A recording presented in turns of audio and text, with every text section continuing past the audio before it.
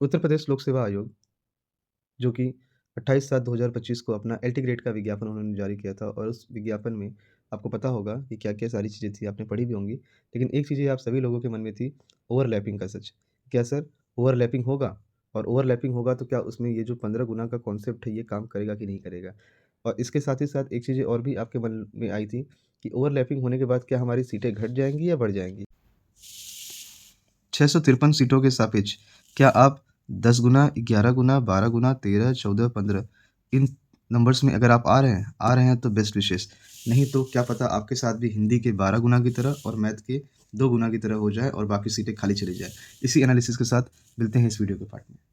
ये देखिए, ये लोक सेवा आयोग द्वारा जारी विज्ञापन संख्या है 28/7/2025 की। इसी विज्ञापन संख्या में अगर मैं आपको ये पॉइंट दिखाऊँ आगे चलते हुए, या इस पॉइंट पे आप फ़ोकस करिएगा। इस विशेष अनुरोध के कॉलम नंबर 1 में आप देख सकते हैं, लिखा गया है अभ्यर्थियों द्वारा ऑनलाइन आवेदन करने की अंतिम तिथि या संशोधन तिथि तक ही श्रेणी, कैटेगरी या कैटेगरी में जो उप कैटेगरी है, उप श्रेणी, डोमिसाइल, लिंग, जन्म तिथि, ईडब्ल्यूएस, क्रीमी लेयर, नाम, पते का जो दावा किया जाएगा वही मान्य होगा। अंतिम तिथि के बाद कोई भी परिवर्तन संबंधी आवेदन स्वीकार नहीं किया जाएगा। गलत सूचना करने पर अभ्यर्थन निरस्त कर दिया जाएगा।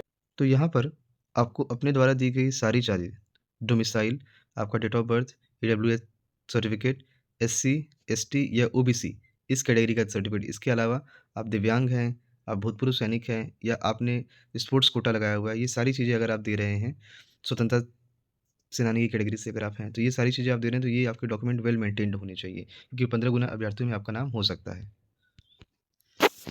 और अगर आप इस कॉलम को देखें, तो यहाँ पर दिखाया गया है कि जो भी डॉक्यूमेंट आपने भरे हैं कैटेगरी के लिए, जनरल की बात नहीं कर रहा हूँ मैं, ईडब्ल्यूएस, ओबीसी, एससी, एसटी या फिर दिव्यांग, एक्स सर्विसमैन, भूतपूर्व सैनिक और स्पोर्ट्स कोटा, ये सारी चीज़ें अगर आप यहाँ नहीं दे पाते तो आपका प्री क्वालीफाई हो जाने के बाद भी मेंस में आपको शामिल नहीं किया जाएगा। This is what about notification number 9। अब इसके बाद देखिए, मैं मेन बातें आपको बता रहा हूँ। अब ये रही बात आरक्षण की, कि आरक्षण का क्या होने वाला है।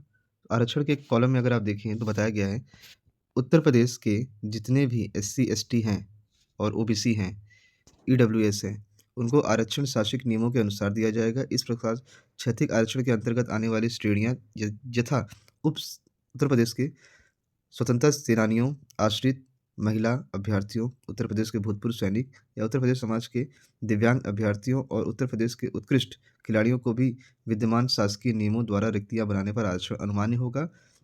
इसके साथ ही साथ दिव्यांग अभ्यर्थियों के लिए शासन द्वारा अधिसूचित चिन्हित किए गए रिक्तियाँ भराने के लिए आरक्षण अनुमान्य होगा। तो जितना सीट्स आपको अलॉटेड है, उतने सीट पर आपका आरक्षण रहेगा, वो आपसे कोई नहीं ले सकता। अब इसके बाद आते हैं आपके नोटिफिकेशन नंबर 9 पे, जो आपके लिए बड़ा इंपॉर्टेंट होने वाला है यहाँ पर। ये देखिएगा, मैं इसकी बात कर रहा था, नोटिफिकेशन नंबर 9।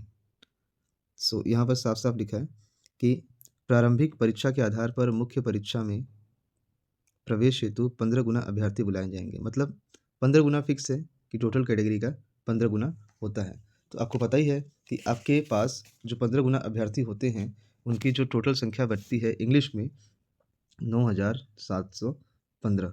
अब ये 9,715 540 सीटों के सापेक्ष 8100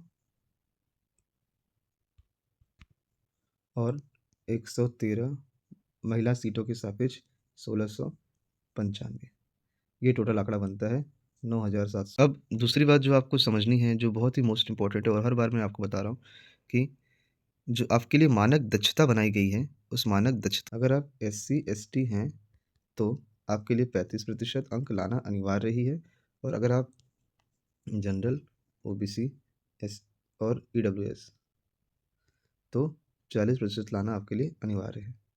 देखिए, मैं वहाँ पर आपको ओवरलैपिंग की बातें समझा रहा था।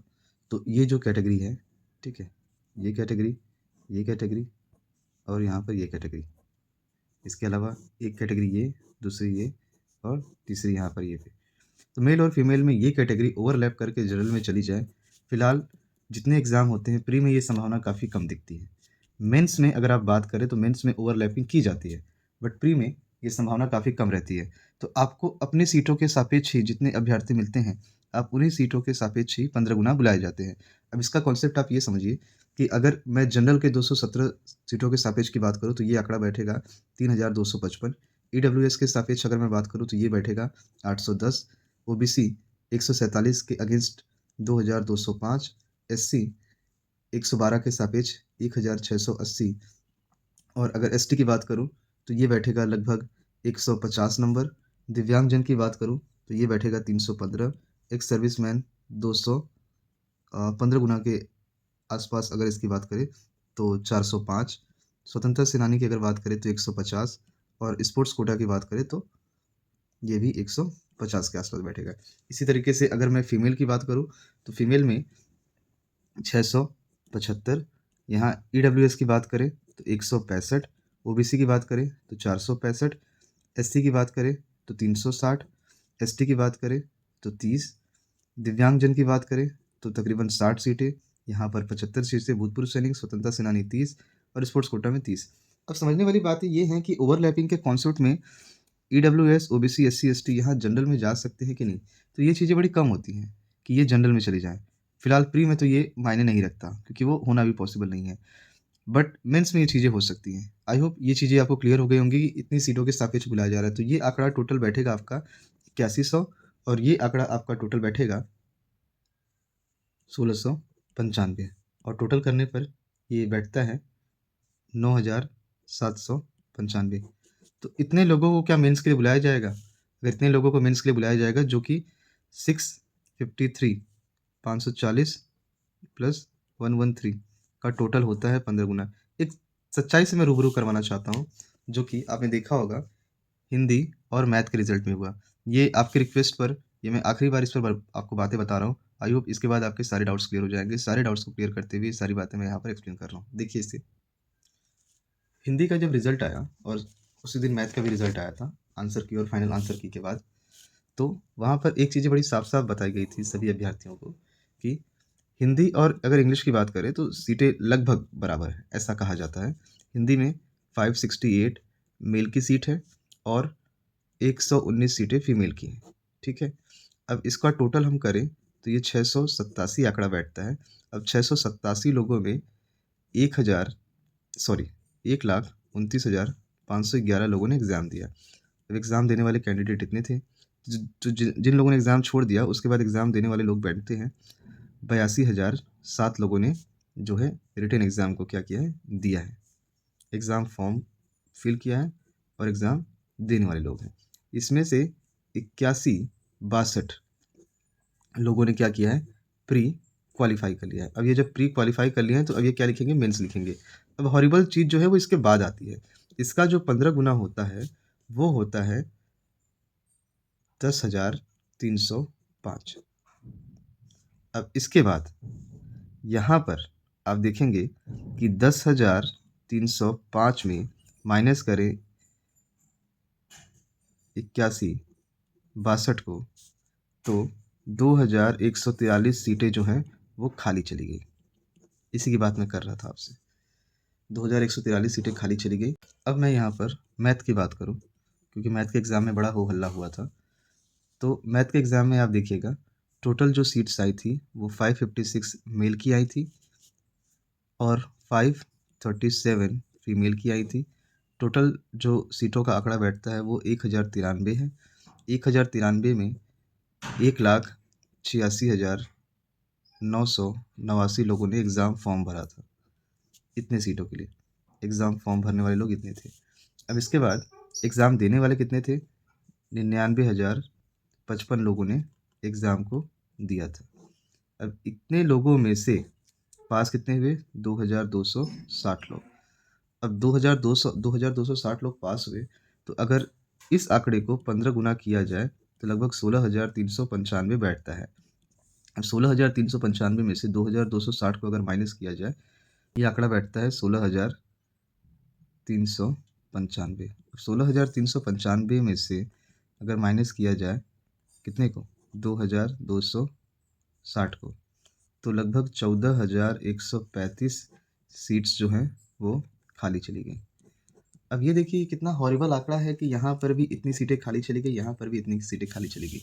यही बातें मैं आपको शुरू से समझा रहा हूँ कि अगर आप ये बातें कह रहे हैं कि चाहे आप हिंदी की बात करें, चाहे आप मैथ की बात करें, एक चीज़ें आप समझ जाइए, जनरल, ओबीसी और ईडब्ल्यूएस, अगर ये 40% और एससी और एसटी अगर ये 35% अंक लेके नहीं आ रहे हैं, जो कि 120 और 105 बैठता है, तो उन्हें ऑलरेडी डिस्क्वालीफाई कर दिया जाएगा। और यही रीज़न है कि इस आंकड़े को अगर यहाँ देखा जाए तो ये और ये अगर मिलाते हैं तो यही आप देखिएगा कि तकरीबन 1800 सीट ये ले लेंगे।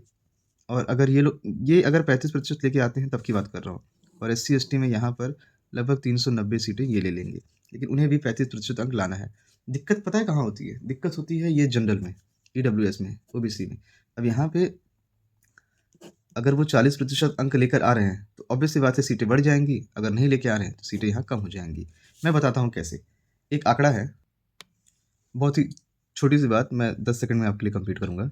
1,11,264 लोगों ने एग्ज़ाम फॉर्म फिल किया था एलटी का, ये बात आपको पता है। इसमें से 53 पॉइंट, जो बातें पता है मैं बस उसी का शॉर्ट रिकैप दे रहा हूँ। 53.50 ने एग्ज़ाम दी थी, जिसका टोटल बैठता है 59,527।